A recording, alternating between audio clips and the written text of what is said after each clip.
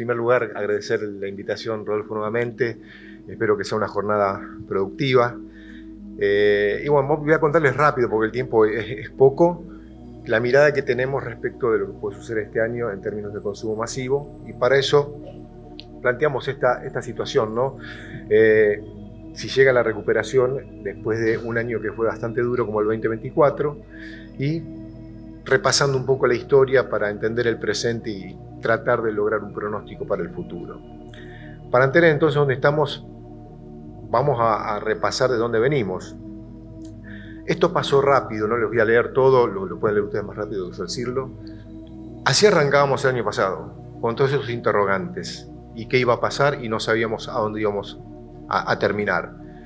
Y en términos de consumo masivo terminó pasando esto, que el consumo tuvo en esta suma de autoservicios más supermercados, que representan algo así como el 70-71% del consumo masivo, una de las peores retracciones de la historia, casi 14 puntos.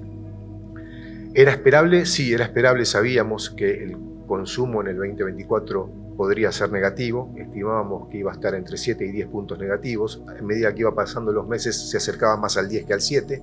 Terminó siendo un poquito más que eso.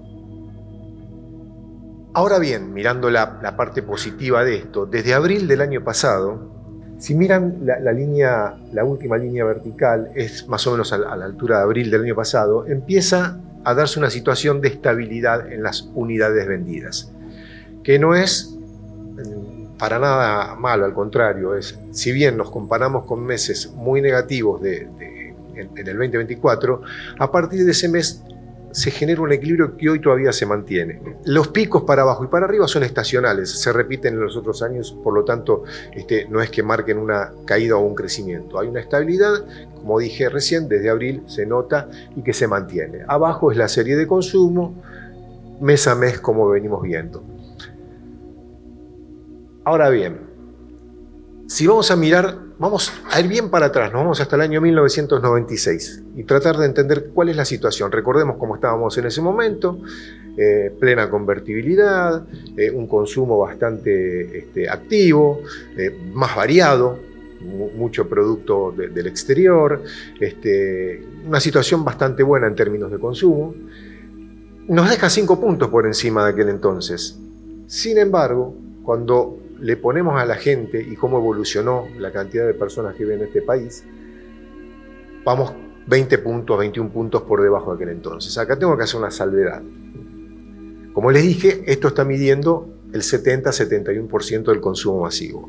Hay otros canales que vienen progresando de una manera distinta, al menos en estos meses de este año, y tenemos que contemplar como que no es todo un 20 de pérdida, sino que hay una parte también de migración a otros canales. El almacén o el kiosco que ahora vamos a ver que vienen recuperando un poco, o bien otros canales que han surgido y que vienen desde hace bastante tiempo, post pandemia, creciendo de manera sostenida, muchos de ellos también con cierta informalidad. En una mirada menos negativa, ese 13,9 que habíamos visto recién, termina siendo un 5,6 para el primer bimestre. En realidad esto ya compara el primer bimestre del 2025, que está menos 10,2%, todavía sigue la tendencia negativa, desacelerando pero negativa aún. Cuando le sumo al kiosco más al tradicional, que es el almacén, le sumo el e-commerce, le sumo las farmacias y le sumo las cadenas regionales, me encuentro con este número, que es bastante menor en términos negativos de lo que vimos para el primer trimestre, el 10,2 que les dije antes. ¿Por qué pasa esto con el almacén fundamentalmente?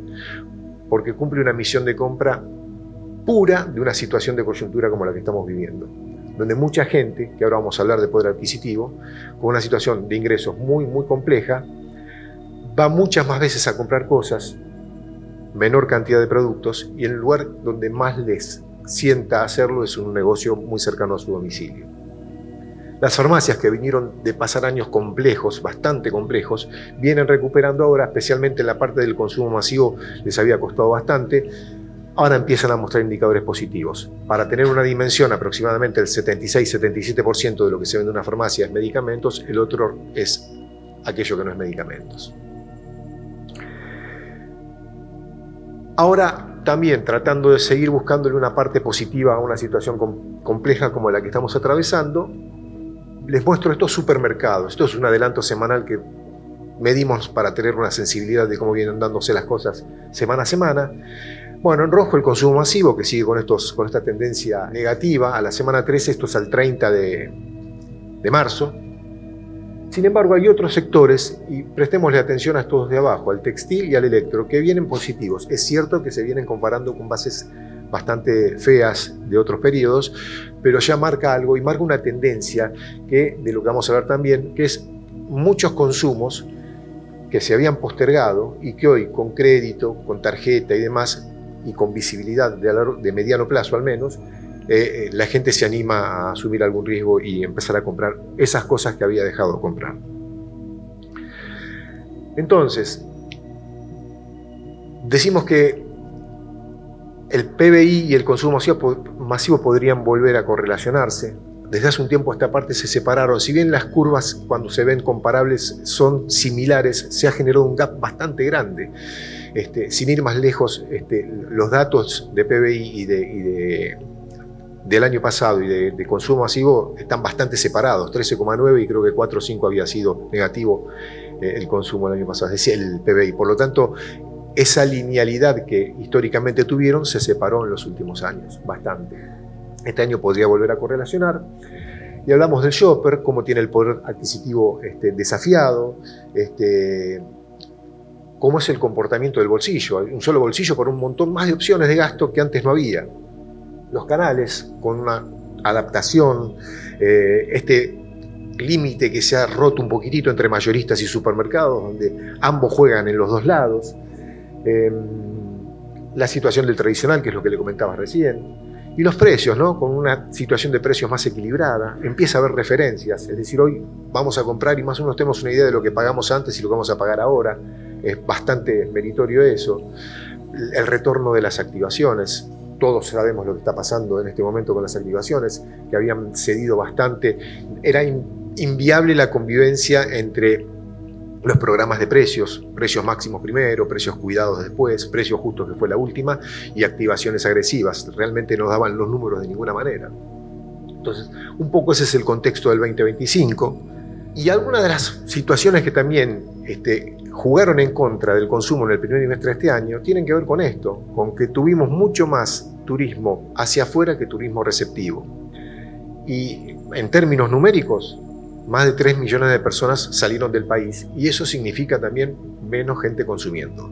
Por lo tanto, hay distintas situaciones que generan implicancias en los valores que vemos hasta ahora.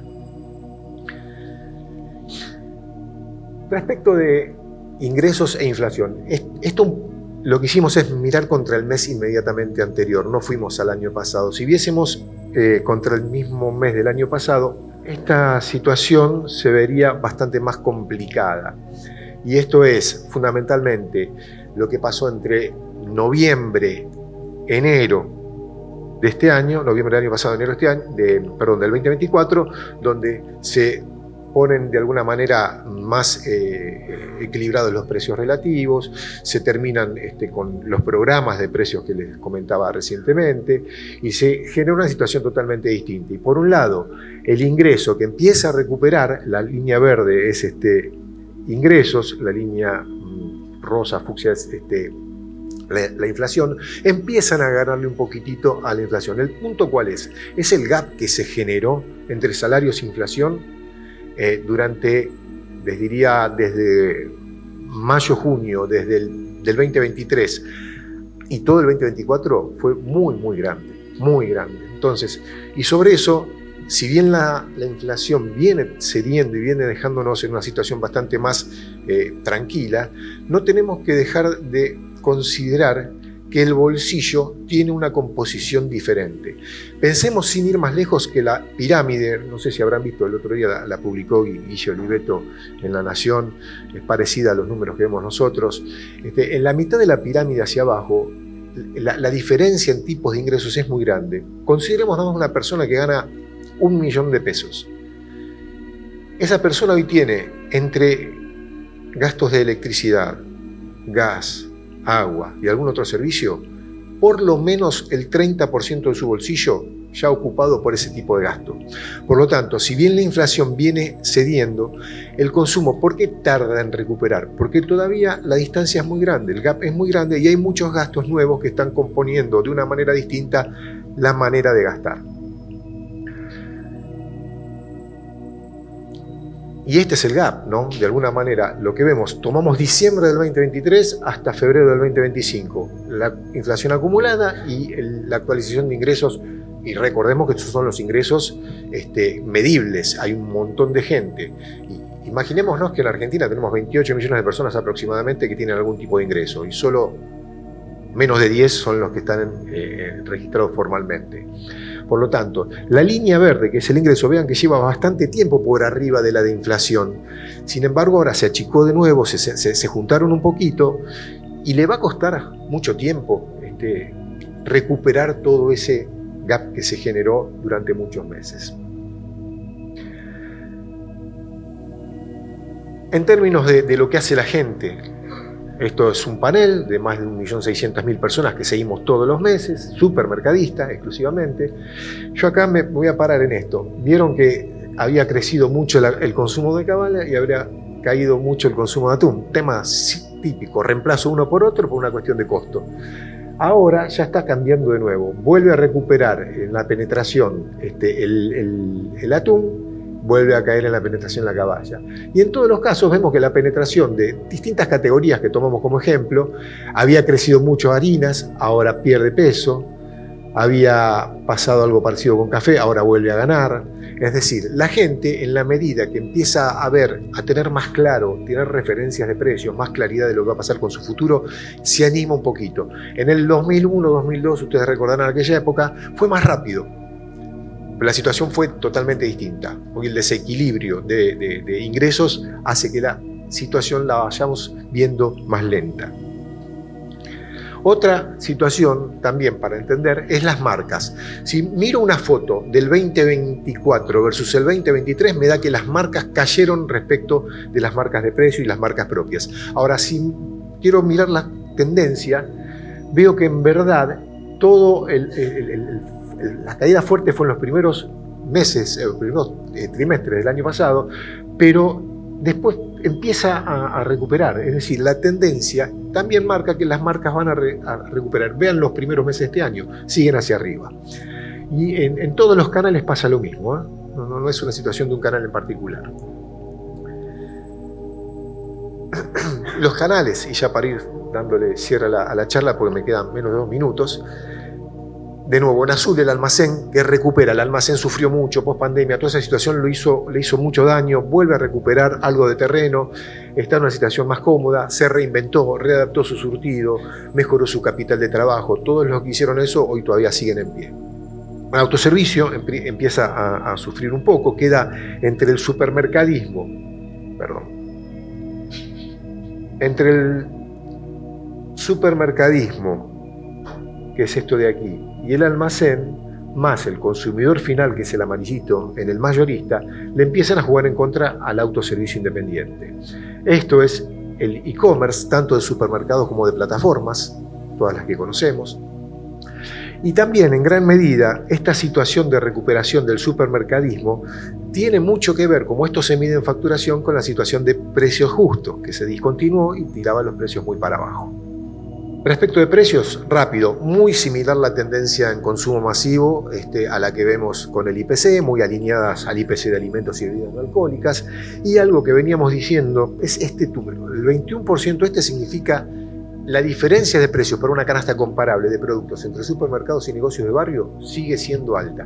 Recuerden que en diciembre del 2023 ese número era del 49%, producto de los programas de precios. Hoy nosotros venimos comentando que creemos que ese era un número muy exagerado, pero no creemos que vuelva a niveles históricos relativamente cercanos al 10%. Siempre el supermercado tuvo esa diferencia aproximadamente. Nosotros creemos que va a estar más cerca de estos valores y que a lo sumo va a bajar un poquito, pero no va a volver a los valores históricos. El supermercadismo va a mantener un diferencial de precios realmente interesante. Las activaciones nuevamente, con un nivel agresivo, casi el 50% de lo que se vende es bajo acciones de descuento, y esto es el peso del descuento en un ticket, donde hay productos con descuento y productos que no están con descuento. Al fin de cuentas termino teniendo un ahorro genuino de 17, 16, 15%. Y ya cerrando, esto es el pronóstico que nos piden siempre que hagamos, en lo que les comentaba del 7 al 10% que habíamos calculado en el 2024, que terminó siendo un poquito más. Este año lo planteamos en 3 posibilidades, ¿no? Si bien creemos que va a estar en torno al 3,5-5%, y hablemos de recuperación, no de crecimiento, hablemos de recuperación, es muy distinta una cosa de la otra. Tenemos que ver uno moderadamente desfavorable, hay que ver también esto de Trump. Ahora fue un poquito para atrás, pero veremos cómo impactan los precios. 2,5 moderadamente desfavorable, 3,5, 3 a 5 moderado, y quizás si las cosas y el viento sopla más a favor sea algo más de 5. Ojalá que así sea y que sea un camino, aunque lento, persistente en el tiempo, para que salgamos adelante una vez por todas. Gracias, me pasé poquito. Vamos.